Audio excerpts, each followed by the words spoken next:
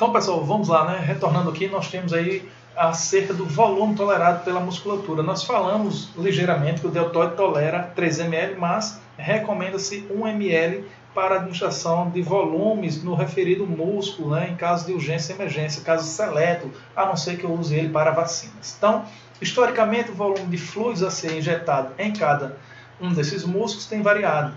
Existem controvérsias na literatura quanto ao volume máximo da injeção intramuscular estabelecido para cada injeção de medicamento. O volume máximo a ser injetado aparentemente tem sido baseado no tamanho do músculo, sendo que músculos maiores tolerariam volumes maiores.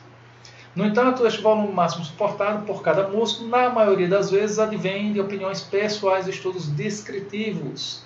Neste contexto, deve-se ressaltar que a tolerância do paciente ao volume injetado e não somente à capacidade muscular é de extrema importância, sendo esta afetada por fatores associados ao medicamento, como, por exemplo, a composição, oleosidade e pH da substância. Basta a gente lembrar, né, que temos lá um anticoncepcional, ele tem um volume de 1 ml, e aí a solução altamente oleosa é indicado fazer na região glútea e não lá no deltoide, já que o deltoide tolera 3 ml, e em caso a gente citou, né, em casos seletos, de urgência e emergência, que é a recomendação atual, devemos fazer até 1 ml, tá? Mas por solução ser oleosa, a gente não vai jamais estar fazendo um anticoncepcional no deltoide, tá? Vai fazer em região glútea, músculo profundo. Então, pessoal, aqui nós trazemos uma pequena tabela, né, do Corém de São Paulo, então, parecer de número 020/2009, onde temos uma ligeira ideia de como é que é utilizado os volumes. Ó. Então, percebemos então que o deltoide ele só vai tolerar no máximo ml pacientes acima de 6 anos de idade, que a gente faz uso dessa musculatura.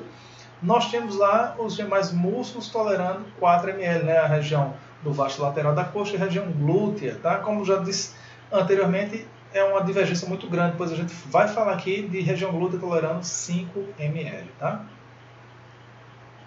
Então, pessoal, intramuscular nós temos as injeções dorsoglútea, nós temos a injeção ventroglútea, vasto lateral da coxa e a deltoidea, ou deltoidiana. A injeção dorsoglútea, nós temos aqui um traçado, né, uma linha imaginária no sentido longitudinal e outra no sentido horizontal, sendo esta contraindicada em pacientes menores de 2 anos ou com mais de 60 anos. Lógico que não é só a idade, pessoal. O paciente menos de 60 anos, tem 50 anos, mas está em estado de caquexia, né, uma desnutrição excessiva, então a gente não vai fazer uso dessa musculatura neste paciente. Então, avaliar o estado clínico do paciente e a massa muscular desse paciente, tá? Então, é uma das técnicas mais utilizadas para intramusculares, né, no dia de hoje, preconizadas, né, a realização da técnica dorsoglútea. Só que temos que fazer o uso do quadrante superior externo, né? Se eu fizer a utilização do quadrante aqui, ó, superior interno, tem o risco de atingir o nervo isquiático, como também o quadrante inferior. O inferior externo ou inferior lateral, podemos atingir a região do trocânter maior do fêmur ou ainda a artéria circunflexa. Então, o quadrante indicado, o quadrante superior externo, evitando assim que atinja, né, como já citei, o nervo isquiático, causando uma neurite, né, inflamação do nervo em si. Anteriormente chamado nervo ciático, né, mas aí já vem mudado há muito tempo. Lá em 2006 a gente já ouvia falar nervo isquiático. Então nós temos aí a técnica ventroglútea desenvolvida por um anatomista, tá? Temos aí a técnica que consiste na inserção da agulha no sentido antero-posterior, por isso chamada de ventroglútea. Ventro quer dizer ventral anterior, então da parte anterior em direção ao músculo glúteo. Essa técnica ela é isenta de vasos sanguíneos e nervos, tá? Então seria a prioridade das intramusculares seria fazer injeção em técnica ventroglútea. Porém, é lembrar que conforme a resolução do Conselho Federal de Enfermagem, né, a gente vê que lá se fala muito do enfermeiro de ter o conhecimento e fazer uso de tal técnica em si. É recomendado a pacientes com idade igual ou superior a 3 anos de idade. Técnica deltoide ou deltoidiana, já falamos ligeiramente sobre ela, mas ressaltar que é contraindicada para pacientes com idade de 0 a 10 anos, tá? Então, em pacientes com pequena massa muscular. Ressaltando, pessoal, que se for uma injeção intramuscular no caso de vacina, aí sim, comumente, este músculo é utilizado para a realização de tal prática. Então, com base no acrômio da escápula, em média de 4 cm abaixo, temos aí a porção média do músculo. injeções intramusculares face à utilização de bola de algodão embebida em álcool 70 para fazer a asepsia do local, a antisepsia. E lembrarmos que se é vacina, não se faz uso necessário de tal prática. E aí nós temos a técnica de Falk, né? Face anterolateral da coxa. Esse é o segundo local por ordem de prioridade indicado para qualquer idade, exceto crianças de 0 a 28 dias, por ser uma área mais livre de vasos ou nervos importantes e ser de fácil acesso. Então, faz uma divisão da região da coxa em 3 porções, pega-se ali a região da porção média da referida musculatura, fazendo a introdução da seringa. Algumas literaturas trazem aí uma angulação de 60 graus. Tá? Os demais a gente falava lá de angulação de 90 graus. Via endovenosa, pessoal, técnica intravenosa, assim também descrito, né? A introdução de catéteres de agulhas na veia do paciente para deixarmos assim as medicações líquidas, né? Propriamente ditas, injetáveis por via venosa. Então, a posição da agulha vai ser em média de 15 a 30 graus a sua inserção, e a finalidade é de introduzir a medicação de forma já a ter uma absorção mais rápida, tá? Como também a introdução de grandes volumes, como é o caso dos soros. Então, pessoal, principais veias que nós temos aqui a veia cefálica, nós temos a veia basílica, nós temos a veia intermédia do cotovelo, né, ou intermédia do antebraço. Aqui é a terminologia mais antiga, veia mediana cubital, veia cefálica acessória e veia cefálica em si, na região de antebraço, já que ela também vem da região do braço.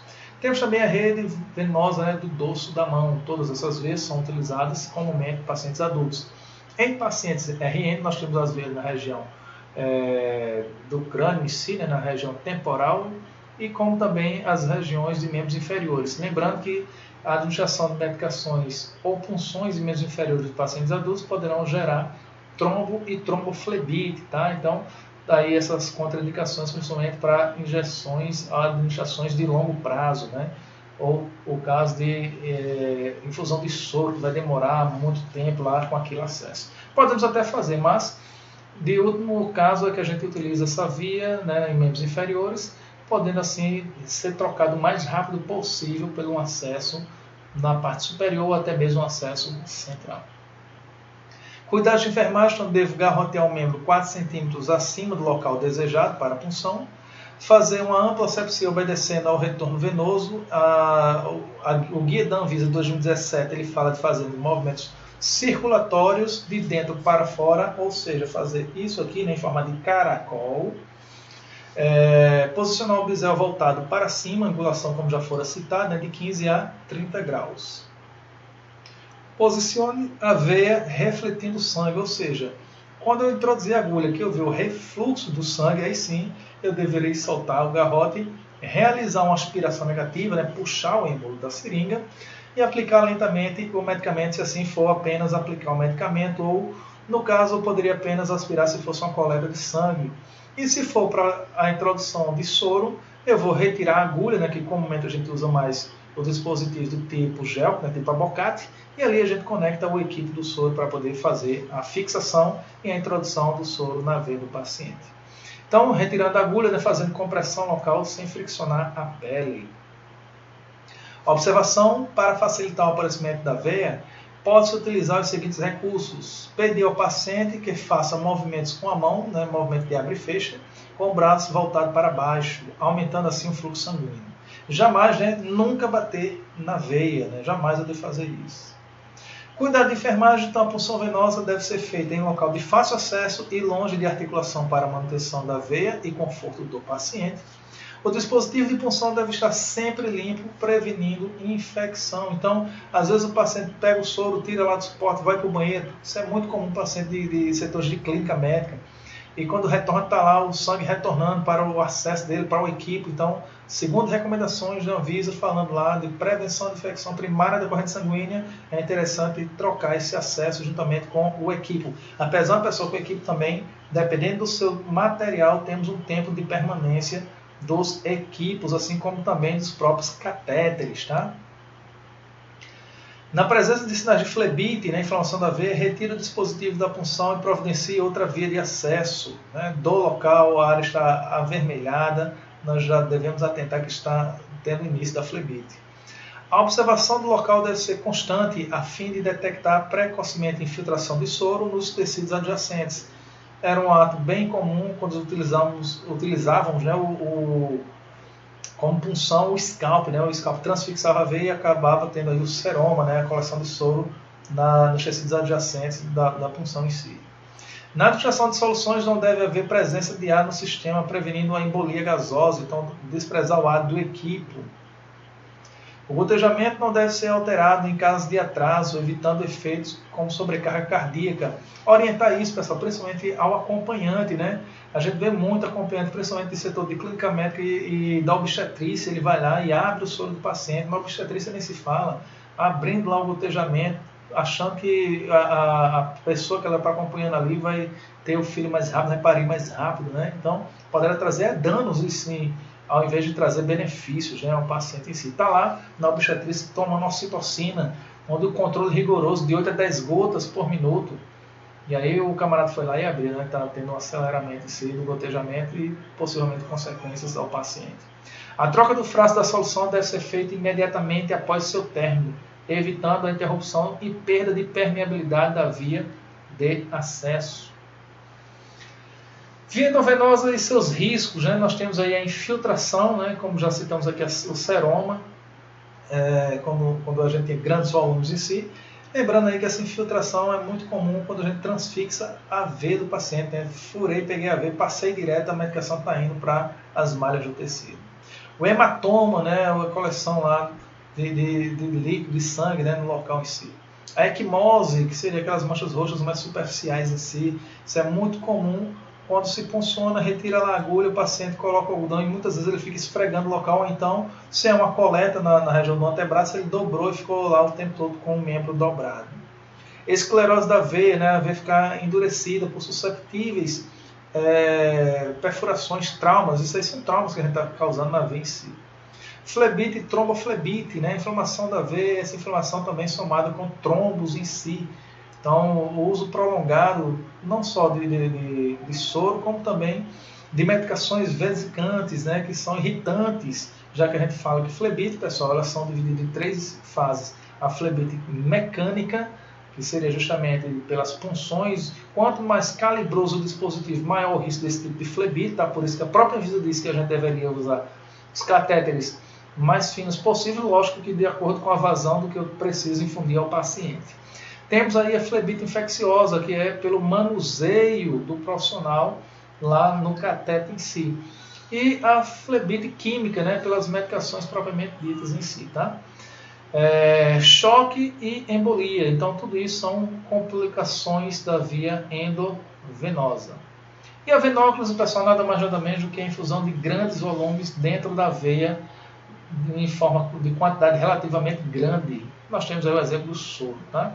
Então, pulsionar veias que estejam distantes de articulações para evitar que com o movimento transfixa a veia, isso aí só acontecia com maior frequência nos casos de punções com scalp. Tá? A gente usa hoje um dispositivo flexível, um dispositivo sobre agulha, fica apenas um haste flexível dentro da veia do paciente, não vai haver essa transfixação da veia propriamente dita.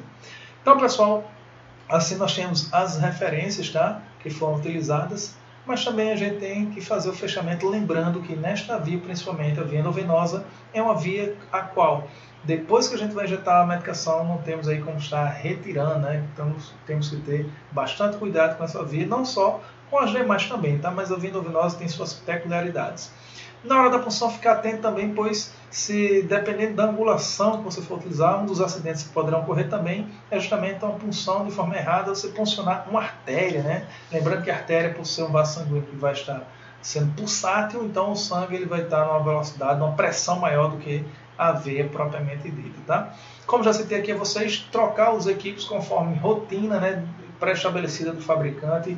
Isso às vezes tem protocolos institucionais que vão falar sobre isso. O catéter, pessoal, ele poderá se estender até 96 horas, dependendo da confecção dele. Tá? Nós temos lá catéteres de Teflon, e nós temos catéter de poliuretano, por exemplo, né? Então, ele sendo de poliuretano, ele vai permanecer um tempo de 96 horas, né? O de Teflon, ele poderá ficar até 72 horas. Daí a importância da gente datar o catéter quando a gente fizer a punção, né? A gente vai lá, bota uma fita de esparadrapo ou etiqueta, dependendo do que dispõe no setor, no hospital, coloco lá o meu nome, né? Eu vou rubricar, não vou botar o nome do paciente, porque o nome do paciente vai no rótulo do soro. Então, rubrico lá meu nome, eu ponho meu nome mesmo. Algumas instituições, por terem etiqueta, você vai botar lá, vai estar o número do seu corém, né? Do seu carimbo. Você vai colocar a data e a hora que foi feito lá a punção em si, para termos esse controle de tempo de permanência do dispositivo em si. Mas, pessoal, não é só obedecermos esse tempo todo de 72 ou 96 horas. Ficar sempre atento à avaliação, se o paciente refere dor, se a área está aumentada, né, ou se a área está com temperatura aquecida, né? Então, são sinais da flebite, da inflamação, né? Dor, tumor, rubor. Então, todos esses 3 sinais são sinais principais, né, da inflamação da veia. Então, a gente sempre fica atento para poder fazer essa avaliação. E ainda, pessoal, na questão da avaliação, seria interessante, que é pouco comum acontecer isso, que o profissional ele fique também, na hora de fazer a punção, que ele coloque nas anotações qual foi o local que ele chegou a puncionar, né? Se possível, né, dependendo, ao longo do tempo você vai aprendendo cada dia mais. Se possível, você soubesse qual a veia estaria puncionando, você descrever lá no prontuário. Fiz punção na basílica do antebraço, na rede venosa do dorso da mão, né, direita. Então, sempre fazer a anotação também sobre o local da punção, pois quando for retirar essa punção para fazer uma nova punção, nós vamos dar prioridade, para poder fazer uma punção em outro membro, né, para poder fazer um rodízio. E assim nós tenhamos um risco reduzido, né, daquela veia sofrer com o problema todo da flebite em si. Então, pessoal, a gente encerra esse momento por aqui. A todos e todas, forte abraço.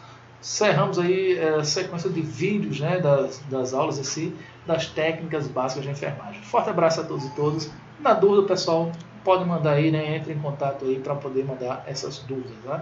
Forte abraço, até a próxima.